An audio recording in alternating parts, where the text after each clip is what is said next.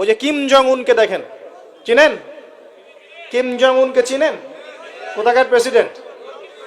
তার দেশের মানুষ খাবার খেতে পারে না, আর সে মিসাইল বানায় বসে বসে।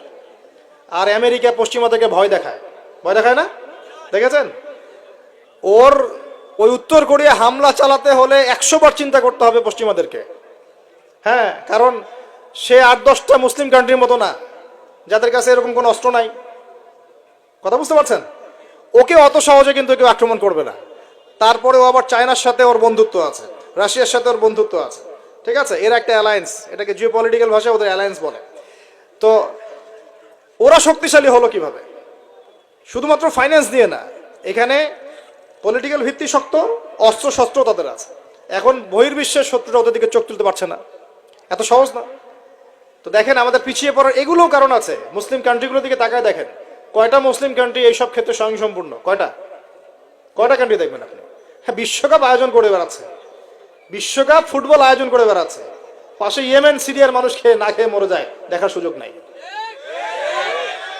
কি করছে? ওইখানে বেস ক্যাম্প দিয়ে রেখেছে পশ্চিমাদের জন্য, ওখানে বেস ক্যাম্প ঘাঁটি দিয়ে রেখেছে পশ্চিমাদের জন্য। এবং বহু মুসলিম কান্ট্রি যারা মানে আমাদের কাছে এখন আইডল হয়ে বসে আছে, ভিতরে ভিতরে ইহুদি খ্রিস্টানদের সাথে বন্ধুত্ব করে বসে আছে।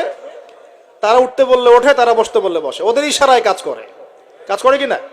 তো জিও পলিটিক্যাল ভিত্তি দুর্বল, ইকোনমিক ভিত্তি দুর্বল, ফাইন্যান্স দুর্বল, আর আমরা আধ্যাত্মিকত্ব তো দুর্বলই। তো সব মিলিয়ে এই যে 100 বছরে আমরা পিছিয়ে পড়লাম, এখানে 100টা কারণ খুঁজে বের করা যাবে, এত কারণ বলার সময় নেই। এখন প্রসঙ্গে আসেন, এভাবেই কি চলতে থাকবে না উত্তরণের কোনো পথ আছে? আমরা কি চাই যে আমরা সে আবার ওই ইসলামের সোনালী যুগে ফিরতে পারি? না, গলায় তো সাউন্ড নাই। আমরা তো মনে হয় চাই না যে আবার ইসলাম ফিরে আসুক পরিপূর্ণরূপে।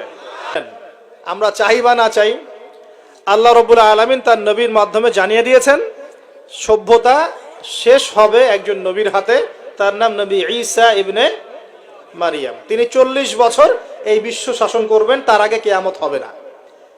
এই যে আলামাতুস সাআ নিয়ে অনেক কথা আমি বলেছি, এটাও শুনে রাখেন, কিয়ামত হবে না ইনশাআল্লাহ ততদিন পর্যন্ত যতদিন পর্যন্ত নবী ঈসা ইবনে মারিয়াম আবার না আসছেন এবং 40 বছর বিশ্ব শাসন না করছেন। তিনি কোনো দেশ শাসন করবেন না, পুরো বিশ্ব শাসন করবেন। চিন্তা করতে পারছেন? এখন কি মনে হয় যে মুসলিমরা এরকম জায়গায় যাবে আবারও? আসলে কিন্তু বাইরের চোখ দিয়ে মনে হয় না, কিন্তু সত্যি কথা কি, ইতিহাস এভাবেই টার্ন করবে। কিভাবে করবে, কার মাধ্যমে করবে আল্লাহ পাক জানেন, আমরা জানি না। আমরা যদি না পারি, আল্লাহ আমাদেরকে সরিয়ে দিবেন, সরিয়ে দিয়ে নতুন প্রজন্ম নিয়ে আসবেন। ওরা যদি না পারে, আল্লাহ ওদেরকেও সরিয়ে দিবেন, নতুন জেনারেশন নিয়ে আসবেন। তারাও যদি না পারে, আল্লাহ পাক কি বলছেন শোনেন। আল্লাহ পাক বলছেন সূরা মুহাম্মাদের মধ্যে, ওয়া ইন তাতাওয়াল্লাউ ইয়াস্তাবদিল কওমান গায়রাকুম সুম্মা লা ইয়াকুনু আমসালাকুম।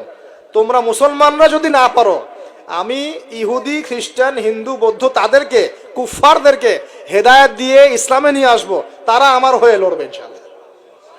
এটা আল্লাহ পাকের হিকমা। দেখছেন না দিন দিন মানুষ মুসলিম হচ্ছে না? দিন দিন বহু মানুষ মুসলমান হচ্ছে, কিন্তু দেখছেন এটা কিন্তু রেভলিউশন হচ্ছে, ইসলামের দিকে মানুষ আসছে। যত আক্রমণ হচ্ছে ইসলামের দিকে, তত বেশি মানুষ ইসলাম কবুল করছে, আলহামদুলিল্লাহ। আর আমরা পিছিয়ে পড়ছি। এই যে আমরা যে গরু খাওয়া মুসলিম হয়েছি, আমরা যে জুমার দিন নামাজ পড়া মুসলিম হয়েছি, আমরা মুসলিম পরিবারে জন্মগ্রহণ করে আব্দুর রহমান আব্দুর রহিম নাম নিয়ে বসে আছি, কিন্তু আসলে রহমানের বান্দার বৈশিষ্ট্য কি আমি জানি না। আল্লাহ পাক আমাদেরকে হেফাজত করুন, আমিন।